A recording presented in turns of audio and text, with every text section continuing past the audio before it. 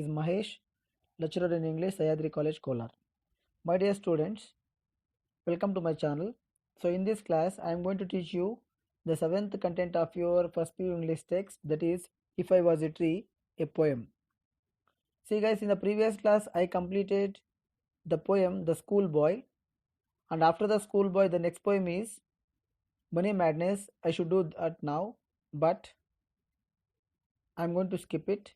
I will teach this poem in further classes. Now I am teaching you If I Was a Tree.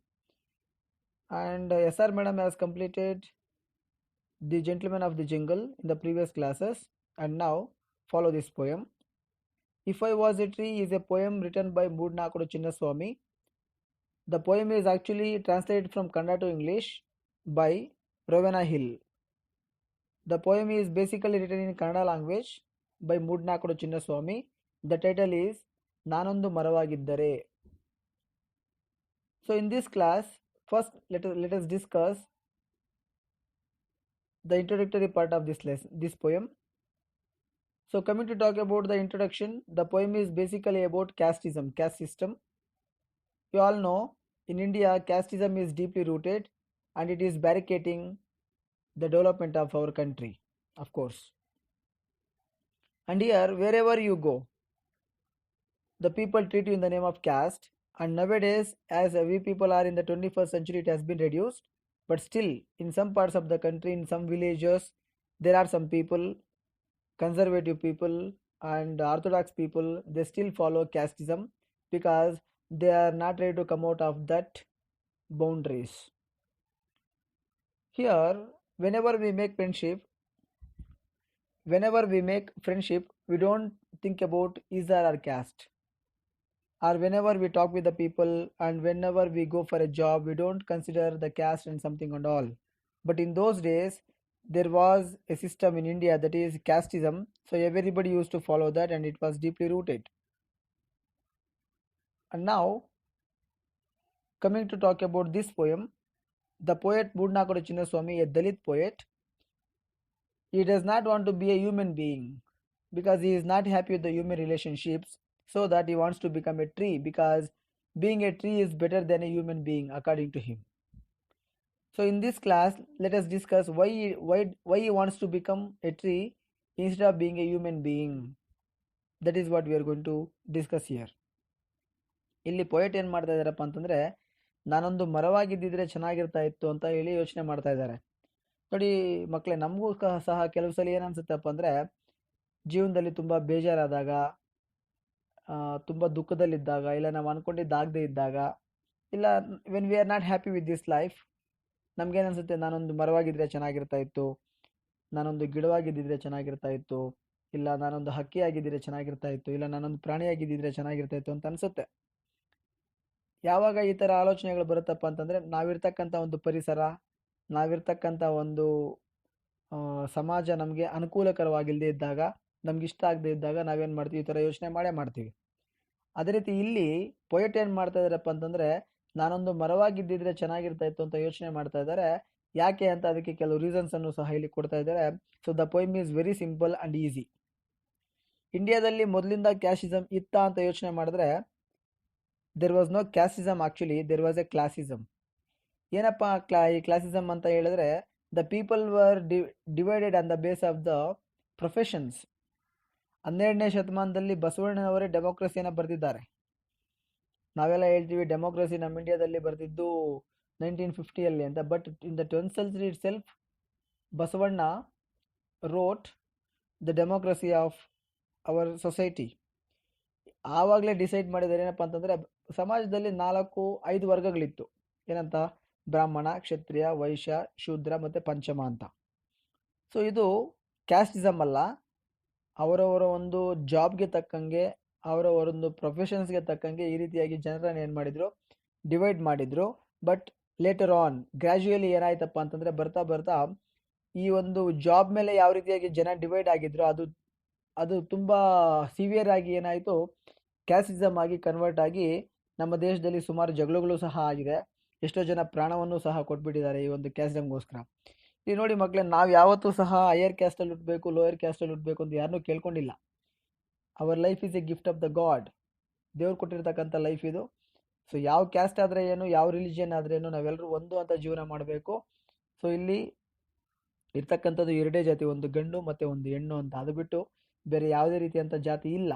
ಆದರೆ ಇಲ್ಲಿ ಪೊಯೆಟ್ಗೆ ಏನಾಯ್ತಪ್ಪ ಅಂತಂದರೆ, ಅವನಿಲ್ಲೇ poet ಇಲ್ಲೇ ಹೋದ್ರೂ ಸಹ ಅವರನ್ನೇನು ಮಾಡ್ತದ್ದು ಜನ ಕ್ಯಾಸ್ಟ್ ಮೇಲೆ ಡಿಪೆಂಡ್ ಆಗಿ ಅವರನ್ನು ಟ್ರೀಟ್ ಮಾಡ್ತಾ ಇದ್ರಂತೆ. ಸೊ ದ್ಯಾಟ್ ಅದಕ್ಕೆ ಅವ್ರು ಏನಾಯ್ತಪ್ಪ ಅಂದರೆ ಹ್ಯೂಮನ್ ರಿಲೇಷನ್ಶಿಪ್ಸಲ್ಲಿ ಅವರಿಗೆ ನಂಬಿಕೆ ಹೊರಟೋಯ್ತು.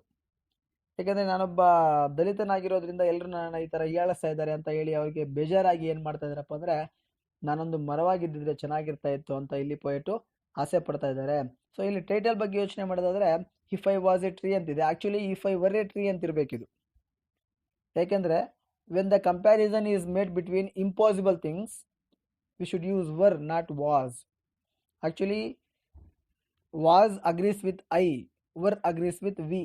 ಪ್ಲೂರಲ್ ಜೊತೆ ವರನ್ನು ಯೂಸ್ ಮಾಡ್ತೀವಿ, ಸಿಂಗ್ಯುಲರ್ ಜೊತೆ ವಾಸನ್ನು ಯೂಸ್ ಮಾಡ್ತೀವಿ ಪಾಸ್ಟ್ ಟೆನ್ಸಲ್ಲಿ. ಆದರೆ ಇಲ್ಲಿ ಮನುಷ್ಯ ಮರವಾಗೋದಕ್ಕೆ ಸಾಧ್ಯ ಇಲ್ಲ. So the comparison is made between two impossible things, that is man can never become a tree. So ಆದ್ದರಿಂದ ಇಲ್ಲಿ ವರ್ ಯೂಸ್ ಮಾಡಬೇಕಾಗಿತ್ತು, ವಾಸ್ ಯೂಸ್ ಮಾಡಿದ್ದಾರೆ. Anyhow, whenever you answer the questions from this poem you write if I was a tree ಅಂತಾನೆ ಬರೀರಿ. ಯಾಕಂದರೆ that is how it is printed here, that is how it is given here. So now in this poem, let us see why the poet wants to become a tree rather than being a human being. So ಇಲ್ಲಿ pre-reading activity ಬಂದಾಗ, do you think that being a tree is more convenient than being a human being? ಈ poet ಕೇಳ್ತಾ ಇದ್ದಾರೆ, ಏನಂತ ನಿಮ್ಗೆ ಅನ್ಸುತ್ತಾ? ಏನಂತ, ಮನುಷ್ಯನಾಗಿರೋದಕ್ಕಿಂತ ಒಂದು ಮರವಾಗಿದ್ದರೆ ಚೆನ್ನಾಗಿರುತ್ತೆ ಅಂತ ನಿಮ್ಗೆ ಅನ್ಸುತ್ತಾ ಅಂತ ಹೇಳ್ತಾ ಇದ್ದಾರೆ. ಸೊ ನೀವು ಹೌದು ಅಂತಲೂ ಹೇಳ್ಬೋದು, ಇಲ್ಲ ಅಂತಲೂ ಹೇಳ್ಬೋದು. ಹೌದು ಅಂತ ಯಾವ ರೀತಿಯಾಗಿ? ಸೊ ಮರವಾಗಿದ್ದರೆ ಆ ಮರಕ್ಕೆ ಯಾವುದೇ ರೀತಿಯಾದಂಥ ಒಂದು ಕ್ಯಾಸ್ಟಿಸಮ್ ಇರೋದಿಲ್ಲ, ರಿಲಿಜಿಯನ್ ಇಲ್ಲ, ಎಲ್ರಿಗೂ ನೆರಳನ್ನು ಕೊಡುತ್ತೆ, ಎಲ್ರಿಗೂ ಆಹಾರವನ್ನು ಕೊಡುತ್ತೆ, ಅದ್ರ ಜೊತೆಗೆ ಕೆಲವು ಪ್ರಾಣಿ ಪಕ್ಷಿಗಳಿಗೆ ಶೆಲ್ಟರನ್ನು ಕೊಡುತ್ತೆ. So it is a holy work, it is a sacred job it is doing. So that being a tree is better than a human being. ಯಾಕಂದರೆ ಹ್ಯೂಮನ್ ಬೀಯಿಂಗ್ಸ್ಗೆ ಹಲವಾರು ರಿಲೇಷನ್ಶಿಪ್ಸ್ ಇರುತ್ತೆ, ಕೆಲವು ಕಂಡೀಷನ್ಸ್ ಇರುತ್ತೆ, ಕ್ಯಾಸ್ಟ್ ಇದೆ, ರಿಲಿಜಿಯನ್ ಇದೆ, ಇದು ಮಾಡಬೇಕು ಇದು ಮಾಡಬಾರ್ದು ಅಂತ ರಿಸ್ಟ್ರಿಕ್ಷನ್ಸ್ ಇದೆ, ಇಷ್ಟೆಲ್ಲ ಇದೆ. ಸೊ ಜಗಳಗಳಿದ್ದಾವೆ, ಹಾಸ್ಟಿಲಿಟಿ ಇದೆ, ಫ್ರೆಂಡ್ಶಿಪ್ ಇದೆ, ಎಲ್ಲ ರಿಲೇಷನ್ಶಿಪ್ಸು ಇದೆ. ಆದರೆ ಮರಕ್ಕೆ ಯಾವುದೇ ರೀತಿಯಾದಂಥ ರಿಲೇಷನ್ಶಿಪ್ ಇರೋರಿಲ್ಲ. ಸೊ ಜೀವನ ಪೂರ್ತಿ ಇದು ಮರವಾಗೇ ಇರುತ್ತೆ. ಸೊ ಇದು ಬದುಕಿದ್ದಾಗಲೂ ಸಹ ಯೂಸ್ ಆಗುತ್ತೆ, ಸತ್ ಮೇಲೂ ಸಹ ಯೂಸ್ ಆಗುತ್ತೆ.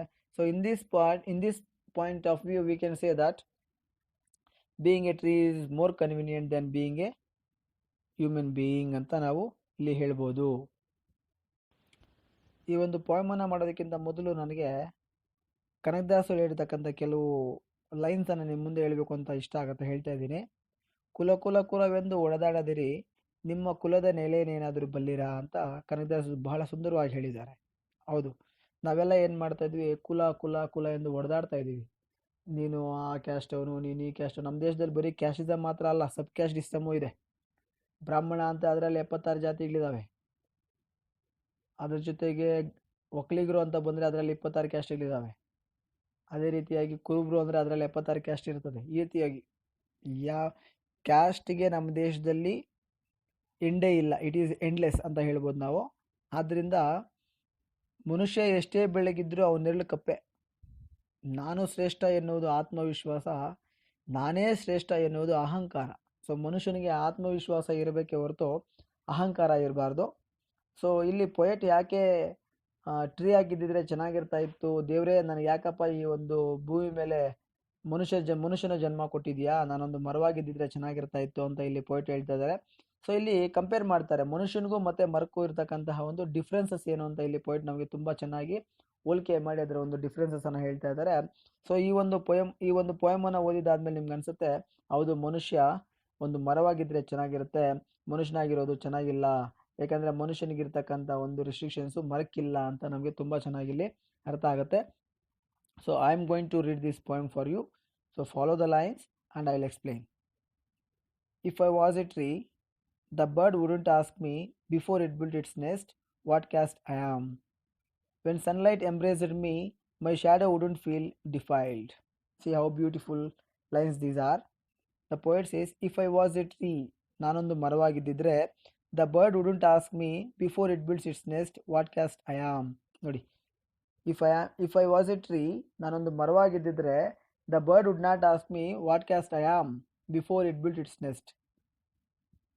ನಾನೊಂದು ಮರವಾಗಿದ್ದಿದ್ರೆ ಅಕ್ಕಿ ತನ್ನ ಗೂಡನ್ನು ಕಟ್ಟೋದಕ್ಕಿಂತ ಮೊದಲು ನನ್ನನ್ನು ಕ್ವಶನ್ ಮಾಡ್ತಾ ಇರಲಿಲ್ಲ. ಏನಂತ, ನೀನು ಯಾವ ಕ್ಯಾಸ್ಟ್ ಅವನು ಅಂತ ನನ್ನನ್ನು ಕ್ವಶನ್ ಮಾಡ್ತಾ ಇರಲಿಲ್ಲ. ಅದು ನನ್ನನ್ನು ಕೇಳ್ದಿರಾನೆ, ನನ್ನನ್ನು ಎನ್ಕ್ವೈರಿ ಮಾಡ್ದಿರಾನೆ ನನ್ನ ಒಂದು ಮರದ ರೆಂಬೆಗಳಲ್ಲಿ ಬಂದು ಅದು ಆರಾಮಾಗಿ ಗೂಡನ್ನು ಕಟ್ಕೊಂಡು ಇರ್ತಾ ಇತ್ತು. ನಾನು ಅದಕ್ಕೆ ನೆರಳು ಕೊಡ್ತಾ ಇದ್ದೆ.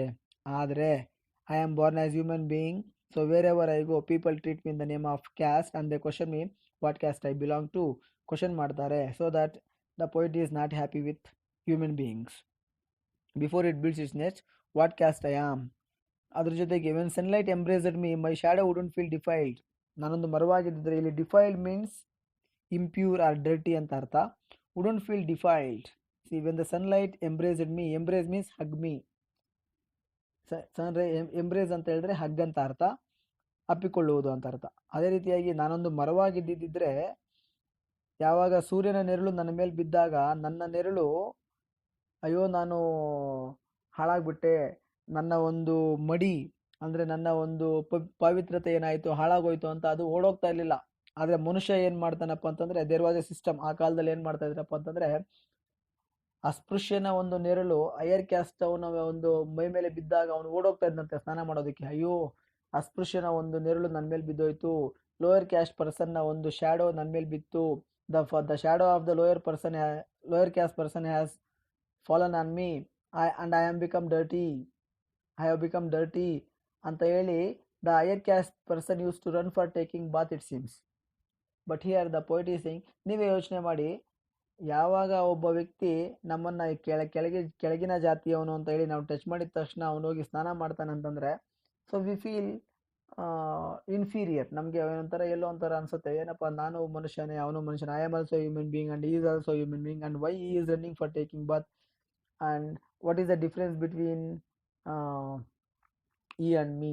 ನನಗೂ ಮತ್ತು ಅವನಿಗೂ ಏನು ಡಿಫ್ರೆನ್ಸ್ ಇದೆ ಅಂತ ನಮಗೆ ಅಂದೇ ಅನಿಸುತ್ತೆ. But here the poet is saying, if I was it, ಅದೇ ನಾನೊಂದು ಮರವಾಗಿದ್ದಿದ್ರೆ ನನ್ನ ನೆರಳು ಯಾರ ಮೇಲೆ ಬಿದ್ದಿದ್ರು ಸಹ ಅವರು ಓಡೋಗ್ತಾ ಇಲ್ಲ ಸ್ನಾನ ಮಾಡೋದಕ್ಕೆ. Instead they used to feel happy to be in my shadow. ನನ್ನ ಒಂದು ನೆರಳಲ್ಲಿ ಅವ್ರು ಇರೋದಕ್ಕೆ ಖುಷಿ ಪಡ್ತಾ ಇದ್ರು. ಆದರೆ ಮನುಷ್ಯರಾಗಿರೋದ್ರಿಂದ ನನ್ನ ಒಂದು ನೆರಳು ಅವ್ರ ಮೇಲೆ ಬಿದ್ದರೆ ಅವರೆಲ್ಲ ಏನು ಮಾಡ್ತಾ ಇದ್ದಾರೆ, ಸ್ನಾನ ಮಾಡೋದಕ್ಕೆ ಓಡೋಗ್ತಾ ಇದ್ದಾರೆ ಅಂತ ಹೇಳಿ ಪೋಯಿಟ್ಗೆ ಏನಾಯಿತು, ಬೇಜಾರಾಗಿದೆ. So that in that sadness, in the despair is saying he is not happy to be human being, so that he wants to become, he wishes to be a tree than being a human being. ಇಲ್ಲಿ ನಿಮಗೆ one mark questions ಕೇಳ್ಬೋದು. What would the bird not ask before it builds its nest ಅಂತ ಕೇಳ್ಬೋದು. So the answer is, it would not ask the tree what cat it belongs to. And another one more question they may ask you, whose shadow would not feel defiled when the sunlight embraced ಅಂತ ಕೇಳಿದಾಗ, the shadow of the tree would not feel defiled. So this is what we discuss in the first 6 lines of the poem. Here the bird would not ask me before it built nest what caste I am. So ಇಲ್ಲಿ ಮನುಷ್ಯ ಮರವಾಗಿದ್ದಿದ್ರೆ, ಇಲ್ಲಿ ಮನುಷ್ಯ ಎಲ್ಲಾದರೂ ಒಂದು ಬಾಡಿಗೆ ಮನೆ ಕೇಳಕ್ಕೆ ಹೋದಾಗ ಅವ್ರೇನು ಮಾಡ್ತಾರೆ, ಇನ್ನು ಯಾವ ಕ್ಯಾಸ್ಟ್ ಅಂತ ಕ್ವಶನ್ ಮಾಡ್ತಾರೆ. ಆದರೆ ಇಲ್ಲಿ ಮನುಷ್ಯ ಒಂದು ಮರವಾಗಿದ್ದಿದ್ರೆ, if the poet was a tree, poet ಏನಾದರೂ ಟ್ರೀ ಆಗಿದ್ದಿದ್ರೆ, the birds would not ask what caste the tree belongs to, so that without asking they would build their nest. ಇಲ್ಲಿ ಕ್ಯಾಸ್ಟ್ ಅನ್ನೋ ಕ್ವಶನೇ ಬರ್ತಾ ಇರಲಿಲ್ಲ. So this is what the poet is saying. So that he says tree is better than human being. See the next line. My friendship with the cool breeze and the leaves would be sweet. How beautiful it is. If the poet was a tree, his friendship with the cool breeze and the leaves would be sweet. But here he is a human being and his friendship with the other human beings is not sweet, because the poet belongs to a lower caste. The poet is a Dalit. So that he is saying, my friendship with the other human beings is not sweet. So when the friendship with the other human beings is not sweet, his life is waste and he is not happy and he feels inferior. So that the poet is saying, my friendship with the other human beings is not happy, so that what is the use of my existence on this earth? So he is saying tree is better than me, because tree's friendship with the other tree's friendship with the cool breeze and the Lucy is very sweet, because the cool breeze never asks the tree what caste it belongs to, and the leaves of the tree never ask the tree that what caste it belongs to. They are happy always. But human beings, before maintaining the relationships or before making the friendship, they ask what caste they belong to. ನಿಮಗೂ ಈ ಒಂದು experience ಆಗಿರ್ಬೋದು. ನಿಮ್ಮ ಮನೇಲಿ ಯಾರಾದರೂ ಅಜ್ಜಿನೋ ತಾತನೋ ಇದ್ದಾಗ, ನೀವು ಯಾರನ್ನಾದ್ರೂ ನಿಮ್ಮ ಫ್ರೆಂಡ್ಸನ್ನು ಮನೆಗಳಿಗೆ ಕರ್ಕೊಂಡು ಹೋದಾಗ ನಿಮ್ಮ ಅಜ್ಜಿ ತಾತ ನಿಮ್ಮನ್ನು ಕ್ವಶನ್ ಮಾಡಿರ್ಬೋದು. ಏನಂತ, ಯಾರು ಅವನು, ಯಾಕೆ ಅವನ್ನ ಕರ್ಕೊಂಬಂದಿದ್ಯಾ, ಯಾವ ಕ್ಯಾಸ್ಟ್ ಅವನು, ಅವನಿಗೆ ಅವನೇನಾದ್ರು ನೀರು ಕೇಳಿದ್ರೆ ಬಾಟ್ಲಲ್ಲಿ ಕೊಡು ಇಲ್ಲ ಪ್ಲಾಸ್ಟಿಕ್ ಗ್ಲಾಸಲ್ಲಿ ಕೊಡು, ಅದು ಬಿಟ್ಬಿಟ್ಟು ನೀನು ಮನೆ ಒಳಗಡೆಗೆಲ್ಲ ಕರ್ಕೊಂಬಂದು ನಮ್ಮ ಅಡುಗೆ ಮನೆಗೆಲ್ಲ ಕರ್ಕೊಂಡು ಹೋಗ್ತೀಯ, ದೇವ್ರ ಮನೆಗೆಲ್ಲ ಕರ್ಕೊಂಡು ಹೋಗ್ತೀಯ, ಮತ್ತೆ ಅಲ್ಲೆಲ್ಲ ಕರ್ಕೊಂಡು ಹೋಗ್ತಾ ಇರ್ತೀಯ, ಮನೆಯಲ್ಲಿ ಮಡಿ ಆಗುತ್ತೆ, ಮೈಲಿಗೆ ಆಗುತ್ತೆ ಅಂತ ಹೇಳಿ ನಿಮ್ಮನ್ನ ಬೈದಿರ್ತಕ್ಕಂಥ ಕೆಲವು ಇನ್ಸಿಡೆಂಟ್ಸು ಇರಬಹುದು. ಅವಾಗ ನಿಮ್ಗೇನು ಅನ್ಸುತ್ತೆ? ಜಸ್ಟ್ ಇಮ್ಯಾಜಿನ್, ಅಕಸ್ಮಾತ್ ನೀವೇನಾದರೂ ಲೋಯರ್ ಕ್ಯಾಸ್ಟ್ ಪರ್ಸನ್ ಆಗಿ ನೀವು ಅವ್ರ ಮನೆಗೆ ಹೋಗಿದ್ದಾಗ ಅವ್ರು ನಿಮ್ಮನ್ನು ಇದೇ ಥರ ಕ್ವಶನ್ ಮಾಡಿದರೆ ನಿಮ್ಗೇನು ಅನಿಸ್ತಾ ಇತ್ತು? ನಾವೆಷ್ಟೋ ಸಲ ಅಜ್ಜಿ ತಾತನ ಬೈದಿರ್ತೀವಿ. ನಮ್ಮ ಮನೇಲಿ ಯಾರಾದರೂ ಆ ಥರ ಕ್ವಶನ್ಸ್ ಕೇಳಿದಾಗ ಬೈದಿರ್ತೀವಿ. ಏನಂತ, ಯಾವ ಕ್ಯಾಸ್ಟ್ ಆದರೆ ಏನು, ನಮ್ಮ ಕನೆಗೆ ಯಾಕೆ ಬರಬಾರ್ದು ಅಂತ ನಾವು ಸಹ ಕೆಲವು ಕ್ವಶನ್ಸನ್ನು ಮಾಡಿರ್ತೀವಿ. ಸೊ ದ್ಯಾಟ್ ಇವಾಗ ನಾವು 21st ಸೆಂಚುರಿಯಲ್ಲಿ ಇರೋದ್ರಿಂದ ಏನಾಗ್ತಾ ಇದೆ, ನಮ್ಮಲ್ಲಿ ಕೆಲವು ಬದಲಾವಣೆಗಳಾಗ್ತಾ ಇದೆ. there are some transformations among us, there are some changes among us. So it is better, we need to continue and we have to abolish this casteism, which is a big break for the development of our country. So we have to abolish this very sincerely. So here the poet is saying his friendship with the cool breeze and the leaves would be happy when, if he was a tree. But now, do you think his friendship with the other human beings is happy? No, he is not happy. He is unable to maintain healthy relationship with other human beings because the poet belongs to a lower caste. So that. Next, you see, raindrops would not turn back, taking me for a dog eater. How beautiful it is. Raindrops would not turn back, taking me for a dog eater when, if the poet was a tree. So before it is raining on the tree, the rain would not ask the tree that what caste it belongs to. Instead of asking, it would shower on it. It would be very happy. But the poet, since the poet belongs to a lower caste person, he is a lower caste person, he belongs to a lower caste. Whenever he asks water for drinking, the people used to pour into his cupped hands. Otherwise they used to ask what caste he belongs to before giving water. So he is saying, ಅಂದರೆ ಕುಡಿಯೋದಕ್ಕೆ ನೀರನ್ನು ಕೇಳಿದಾಗ ಪೋಯಿಟ್ಗೆ ಏನು ಮಾಡ್ತಿದ್ರು, ಯಾವ caste ಅವನು ಅಂತ question ಮಾಡ್ತಾ ಇದ್ರು. ಅದೇ ನಾನೇನಾದರೂ ಒಂದು ಮರ ಆಗಿದ್ದರೆ ಒಂದು ಮಳೆ ನೀರು ನನ್ನ ಮೇಲೆ ಬೀಳುವಾಗ ಆ ಮಳೆ ನನ್ನನ್ನು ಕೇಳ್ತಾ ಇರಲಿಲ್ಲ, ಏನಂತ, ನೀನು ಯಾವ ಕ್ಯಾಸ್ಟ್ ಅವನು ಅಂತ. ಸೊ ಇಲ್ಲಿ ಮರಕ್ಕೆ ಕ್ಯಾಸ್ಟಿಸಮ್ ಇಲ್ಲ, ಮನುಷ್ಯನಿಗೆ ಕ್ಯಾಸ್ಟಿಸಮ್ ಇದೆ. ಬೀಳೋ ಮಳೆಗೆ ಕ್ಯಾಸ್ಟಿಸಮ್ ಇಲ್ಲ, ಆದರೆ ಮನುಷ್ಯನಿಗೆ ಆ ಒಂದು ಬಿದ್ದಿರ್ತಕ್ಕಂತಹ ಮಳೆ ನೀರನ್ನು ಕುಡಿಯೋದಕ್ಕೆ ಕೊಡುವಾಗ ಕ್ಯಾಸ್ಟಿಸಮನ್ನು ಕೇಳ್ತಾ ಇದ್ದಾರೆ, ಕ್ಯಾಸ್ಟನ್ನು ಕೇಳ್ತಾ ಇದ್ದಾರೆ, ಕ್ಯಾಸ್ಟಿಸಮನ್ನು ಮೇಂಟೈನ್ ಮಾಡ್ತಾ ಇದ್ದಾರೆ. ಇಲ್ಲಿ dog eater in the sense lower caste person ಅಂತ ಅರ್ಥ. Taking me for a dog eater when I branch out further from my roots the mother earth would not flee shouting for a bath. ಇಲ್ಲಿ flee in the sense running ಅವೇ.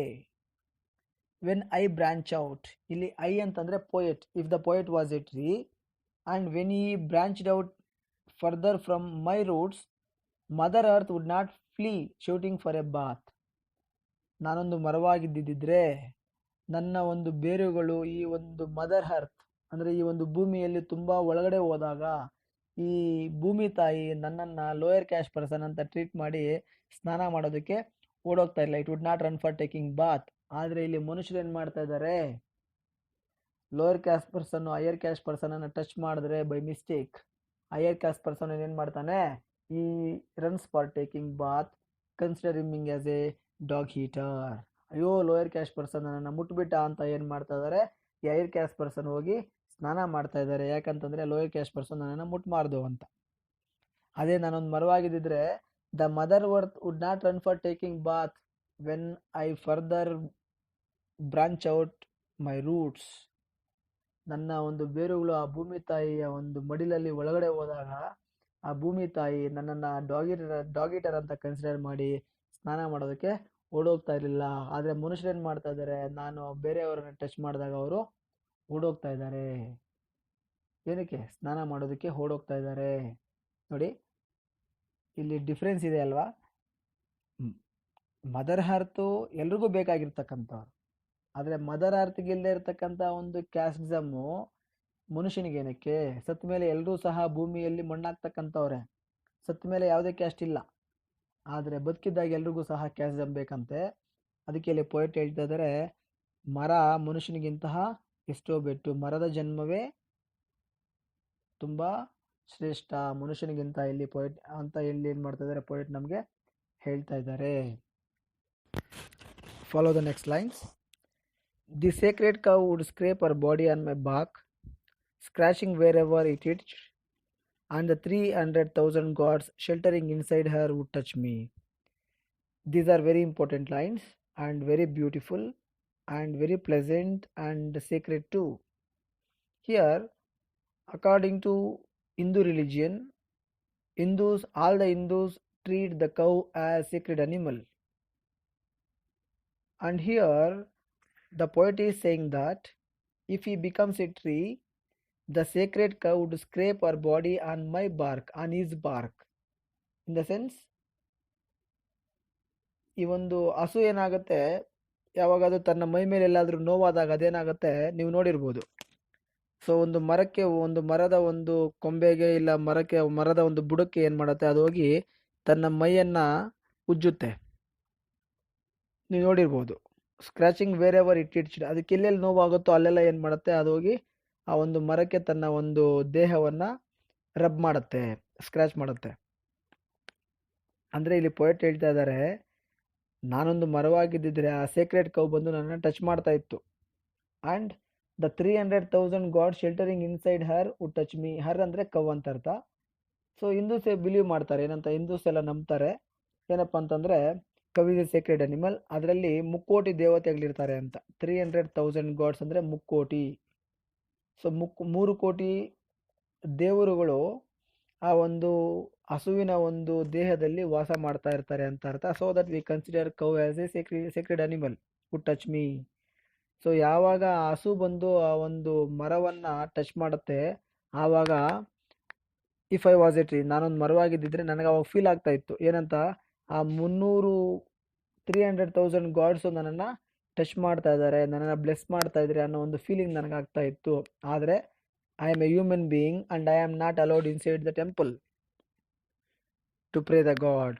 ಆದರೆ ನಾನೊಬ್ಬ ಮನುಷ್ಯನಾಗಿರೋದ್ರಿಂದ ನನ್ನನ್ನು ದೇವಸ್ಥಾನದೊಳಗಡೆಗೆ entry ಆಗೋದಕ್ಕೆ ನನಗೆ ಅವಕಾಶ ಇಲ್ಲ, ನನಗೆ ಅದರ ಪರ್ಮಿಷನ್ ಇಲ್ಲ, ನನ್ನ ಬಿಡ್ತಾ ಇಲ್ಲ. So I am denied from that holy work. I am not allowed inside the temple because I am a human being and moreover I am a lower caste person. So if I was a tree, I need not to go to the temple.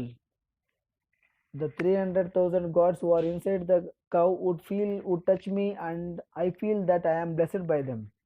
ನೋಡಿ, ಈ ಒಂದು benefits ನನಗೆ ಸಿಗ್ತಾ ಇತ್ತು if I was a tree. ಆದರೆ ನಾನು ಒಬ್ಬ ಮನುಷ್ಯನಾಗಿರೋದಕ್ಕೆ I don't have these rights and I am not feeling that I am a blessed man ಅಂತ ಇಲ್ಲಿ ಪೋಯೆಟು ತಮ್ಮ ಒಂದು ನೋವನ್ನು ಇಲ್ಲಿ ನಮ್ಮ ಮುಂದಗಡೆ ತೋಡ್ಕೊಳ್ತಾ ಇದ್ದಾರೆ. Here you may get the one mark question. So how many gods are sheltering inside the cow's body ಅಂತ ಕೇಳ್ಬೋದು. So the answer is 300,000 gods are sheltering inside the cow's body.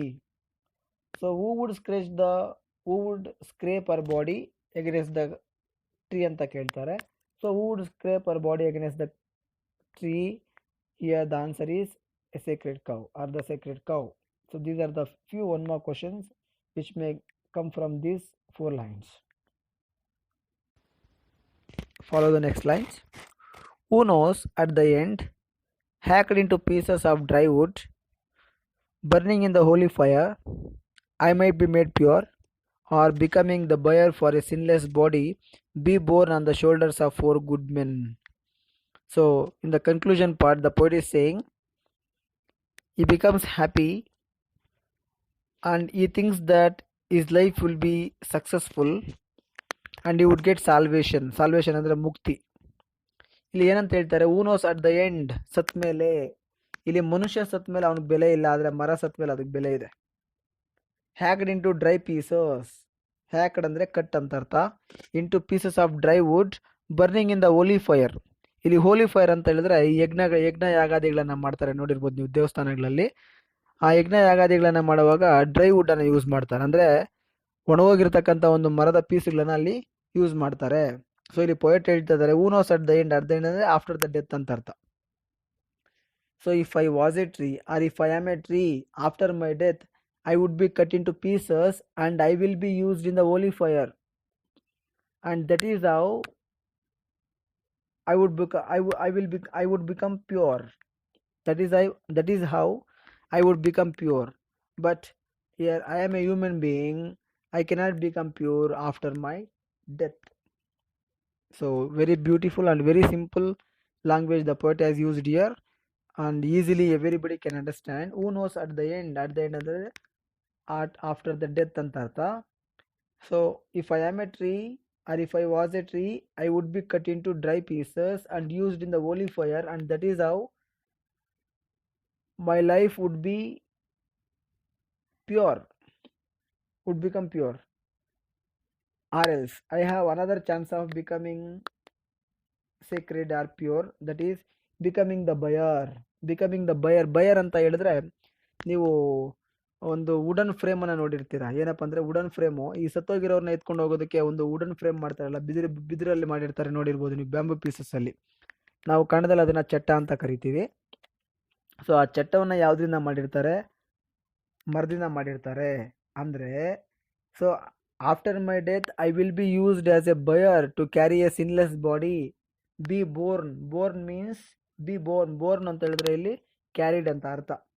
On the shoulders of 4 good men, 4 ಜನ ನನ್ನ ಸತ್ತೋಗಿರ್ತಕ್ಕಂಥ ನನ್ನ ಒಂದು ರೆಂಬೆಗಳ ಮೇಲೆ ಅಂದ್ರೆ ಚಟ್ಟವನ್ನ ಮಾಡಿಕೊಂಡು ಅದರ ಮೇಲೆ ಸತ್ತೋಗಿರ್ತಕ್ಕಂಥ ಬಾಡಿಯನ್ನ ಎತ್ಕೊಂಡು ಹೋಗ್ತಾ ಇದ್ದಾಗ ನನ್ನ ಜನ್ಮ ಧನ್ಯವಾಗ್ತಾ ಇತ್ತು.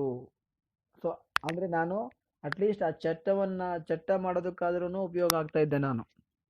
ಅಂದ್ರೆ ಲಾಸ್ಟ್ ಅಲ್ಲಿ ಸತ್ತೋಗಿರ್ತಕ್ಕಂಥ ಮನುಷ್ಯನನ್ನ ಎತ್ಕೊಂಡು ಹೋಗೋದಕ್ಕೂ ಸಹ ಒಂದು ಮರನೇ ಬೇಕಾಗತ್ತೆ. So that is how I would become pure, or that is how I would become happy, or that is how I would get salvation. ಆ ರೀತಿಯಾಗಿ ನನಗೆ ಮುಕ್ತಿ ಸಿಗ್ತಾ ಇತ್ತು. Here the poet is saying he has 2 ways to become pure. One is using in the holy fire or becoming buyer. So if after my death I would be cut into pieces and used in the holy fire, so that I would become pure. I would become pure.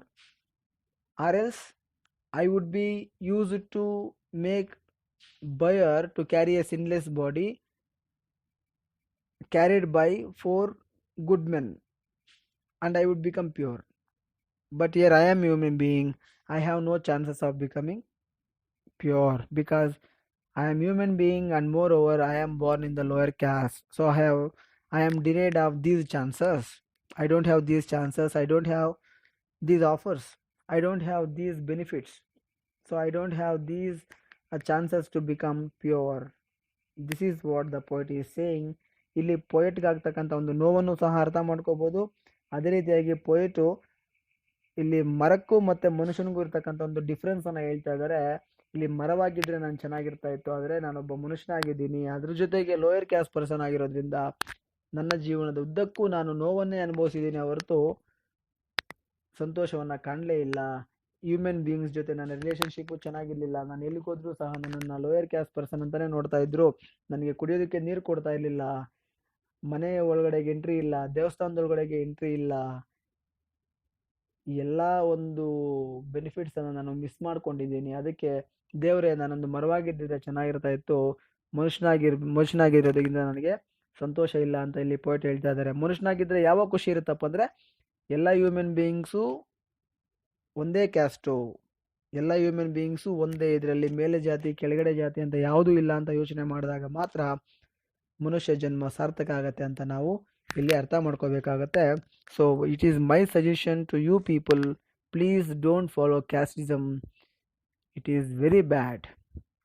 So try to be a good citizen of the country, and it is my wish you all should not follow casteism.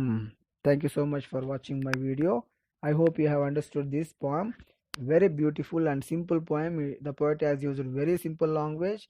So read this poem again, and if you get any doubts, feel free to text to my WhatsApp number. I will be always happy to reply you. Thank you so much, guys. Thank you very much. Thank you. Thank you.